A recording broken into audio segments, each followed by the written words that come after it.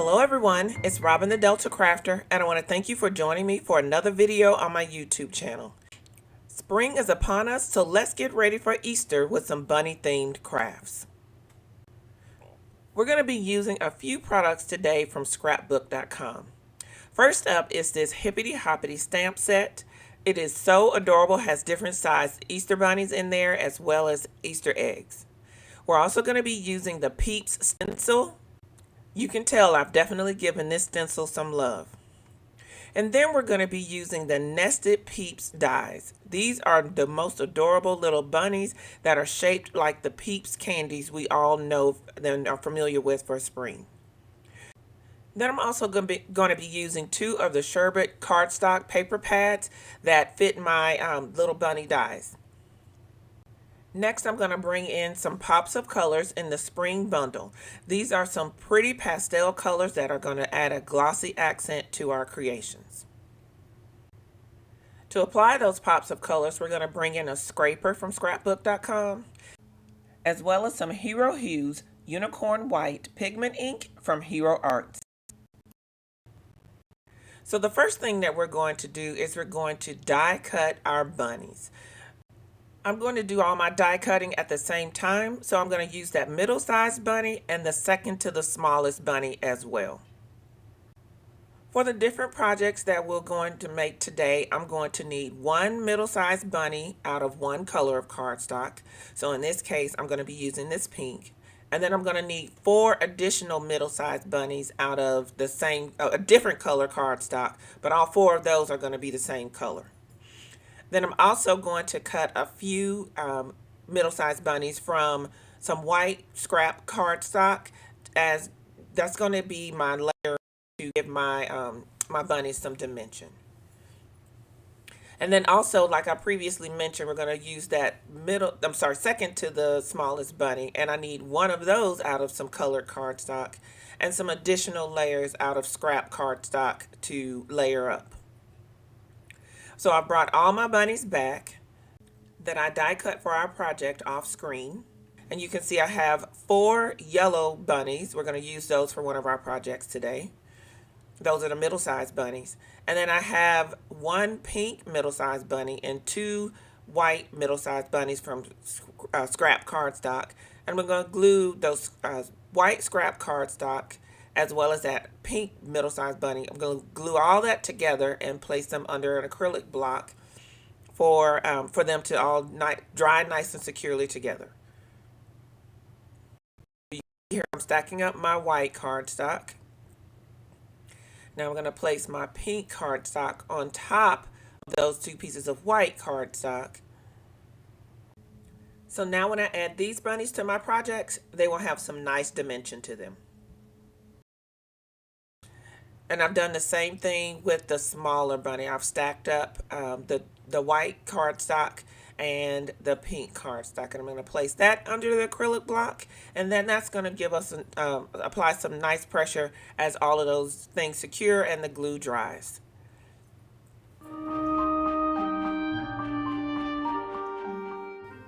So our first project will be the bunny card. And for the bunny card, we're going to make a panel that has little bunnies all over the panel using the stencil as well as the pops of color in the spring bundle. So I'm bringing in a piece of Nina Classic Crest Solar White 80-pound weight cardstock, and I'm securing that piece of cardstock, which I've cut down to A2 size, 4 1/4 by 5 1/2. And I'm securing that to my stencil using some mint tape. So I flipped the stencil and the cardstock back over, and now I'm just going to go in and apply some beads or some lines of these pops of color.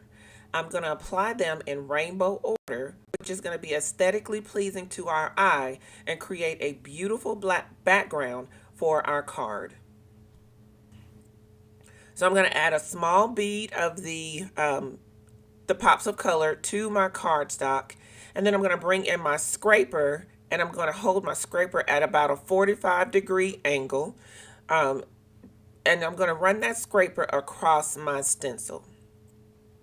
Now I did go a little light-handed with my pops of color. initially because I didn't want to have just globs of pops of color all over the place. It's better to go lighter and then add as you need, and rather than to add a bunch of color pops of color at the beginning and then have a big mess all over your hands.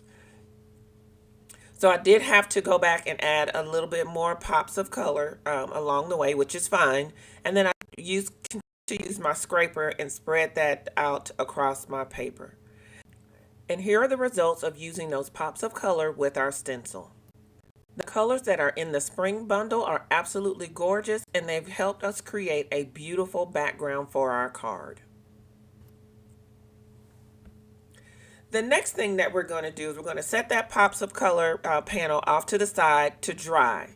And while it's drying, I'm going to bring back in that medium-sized bunny that we stacked up previously when we were doing our die cutting. And I'm going to stamp a sentiment on this bunny. So I'm using that Hippity Hoppity stamp set, and I'm going to use that Happy Easter sentiment that kind of looks a little bit retro. I'm going to align that in the middle of the bottom of my Easter bunny body. I'm sorry, my head got in the way there. Close the door of my Misty stamp positioning tool, which is going to grab that stamp. And now I'm going to bring in some VersaFine Onyx Black ink. This is a pigment ink, and it's going to give me a nice crisp stamped image of this sentiment on this bunny body. I'm using my microfiber towel to rub over that sentiment to make sure I get a great impression, and I do. I'm very happy with that. I am going to stamp it another time just to make sure that the black is as dark as I want it to be. So I'm going to stamp that one more time, open the door of my Misty, and now I can bring my bunny out and set it aside and let it dry as well. Let everything has had a moment to dry. It's time to start assembling our card. So I'm going to place some foam tape on the back of my card panel. I'm going to leave the backer tape on my foam tape because I'm not quite ready to secure my panel to my card base just yet. So I'm going to flip the card panel over, and now we're going to secure our bunny, our middle-sized bunny that we die cut, to our card panel. I'm going to bring in some Barely Arts glue with a fine tip nozzle. I'm just going to apply a good amount of this liquid adhesive on the back of my bunny. You feel free to use whatever liquid adhesive you choose, and you can also use whatever color pops of color or whatever color cardstock you want to use as well. It's your creation. You create it how you want to and whatever pleases you. So I'm going to press the bunny onto our panel that we created and make sure everything is nice and secure. Then I'm going to place an acrylic block on top of the bunny to add some more pressure. A fun detail that we're going to add to all of our creations is that we're going to create little bunny tails using some white pom-poms. These can be found at any craft store, and they come in various different sizes, so make sure you grab a bag that has a lot of sizes in them so they fit your creations.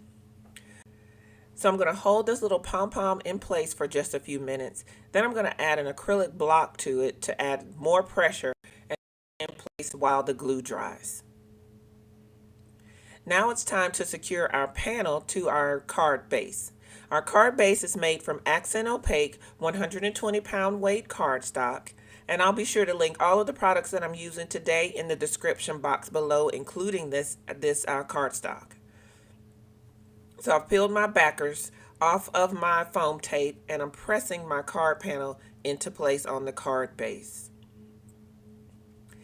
And the card is finished now. This is a very cute, fun, and colorful card for Easter.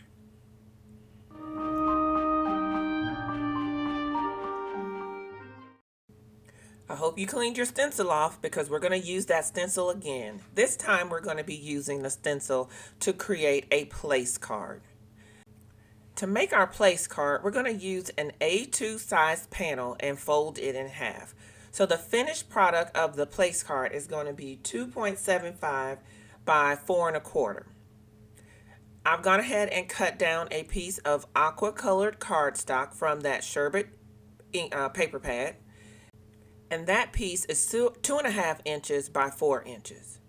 I'm securing that aqua cardstock to my stencil using some Easy C tape. So I'm going to bring in my blending brush that is dedicated to my unicorn white pigment ink. I don't want to risk contaminating my white ink with any other color, so I have a blending brush that is just for this ink. And then I'm going to blend some of this ink onto the stencil, and I'm using a very light hand in the beginning because I want kind of an ombre or fade off kind of effect on this project. I don't want a full coverage of the bunnies. I just kind of want a hint of the bunnies. So now that I think that I'm satisfied with what I have, I'm going to pull my stencil back and reveal the stencil bunnies. So I'm bringing in my scoreboard. This is a Martha Stewart scoreboard. This is an older one when Michaels used to sell Martha Stewart branded products. There are several different scoreboards that are available on the market, and I'll be sure to link one for you. This is the A2 size piece of Neenah Classic Crest Solar White cardstock that we're going to use for the base of our place card. I scored it at 2 3/4 inches, which allowed me to fold the panel in half. And while I have my scoreboard out, I'm going to go ahead and do some scoring to get us set up for our third and final project. So I have a piece of green cardstock here that I've cut down to 1 inch by 9 inches. I'm sorry, it's 1.5 inches by 9 inches. So I've made a score at 1 inch. And then I'm going to make a score every 2 inches after that. So that's going to be on the odd numbers. So I'm going to make a score at 3 inches, 5 inches, and then a final score at 7 inches. I'm going to go ahead and run my bone folder across each of my score lines to make sure that I have a nice scored and folded edge. I'm going to set that aside because, again, we're going to come back to that for our third and final project. So remember that little bunny that we made earlier? Now it's time to put him to use. We're going to add some tape runner to the back of the aqua panel that we stenciled earlier. And then we're going to take that aqua panel and adhere it to the front of our place card. Place that down and press across it. This pigment ink has had a little bit of time to dry. And so you can see there when I ran my fingers across it, it didn't smear. And now we're going to bring that Bearly Arts glue back in, and we're going to secure our little tiny bunny to, or should I say, second to the smallest size bunny from the bunny dies. And we're going to secure that bunny to our place card.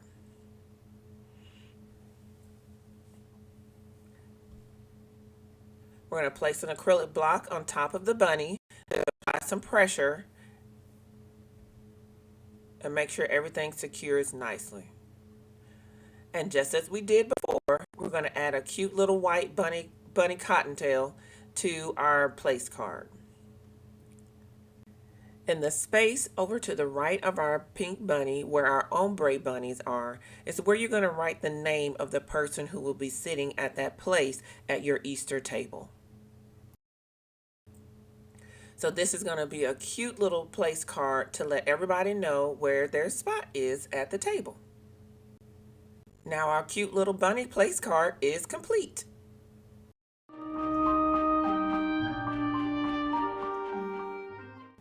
So for our third and final project, we've done a lot of the heavy lifting already. We've die cut 4 of our bunnies from the middle-sized bunny, and we also cut and scored our band that our bunnies are going to be attached to. So basically all that we have left for our third project is to assemble everything. So we're going to create a cube with our green cardstock here, our little band that we created here. And so I'm taking that 1-inch tab, I've applied some liquid adhesive to it, and then I've brought in the loose tab end and attached them together. I put my reverse tweezers on them to secure them and make sure that everything's secured nicely. And now we have our band secured and ready to go. I'm going to attach one of the bunnies to each of the 4 sides of the of the band. The bunny is just a little bit bigger than the 2 inches that we made the sections of the band. So notice that I'm lining the right side of my bunny up with the right side of the band. That gives me just the tiniest amount of overlay or overhang on the left hand side. Once I do that for all 4 bunnies, each of the bunnies will have just the tiniest bit of overhang on the left hand side, but they won't be impeding on the bunnies that they're next to. And that will give us a great display when we open this up and we set our bunnies standing up. So I've gotten all 4 bunnies attached to the band, and I'm just pressing everything in place and making sure that all of our bunnies are secured to the band. And now when I spread our cube out, we have our bunny basket. Now I know you didn't think that we were going to have a bunny basket without adding a cute bunny tail to it as well. So I put down a generous amount of the liquid adhesive, and I brought in one of those pom-poms, and I'm pressing that into place and then placing my acrylic block on top of it to apply some pressure. And now that that pressure has been applied, we're going to open our box back up, our bunny basket, and there you have it. Now, no basket is complete without a little bit of stuffing at the bottom. So we're going to put a little bit of stuffing into our basket. And then we're going to bring in some Easter candies, some nice chocolates. These happen to be shaped in the like a carrot. And I'm going to bring in a couple of pieces there with gold wrapping, and I'm going to place those inside our little bunny basket. This is a great way to add a little treat at each person's place setting on the table, and that way they can have these to take home with them or eat after they've had their dinner.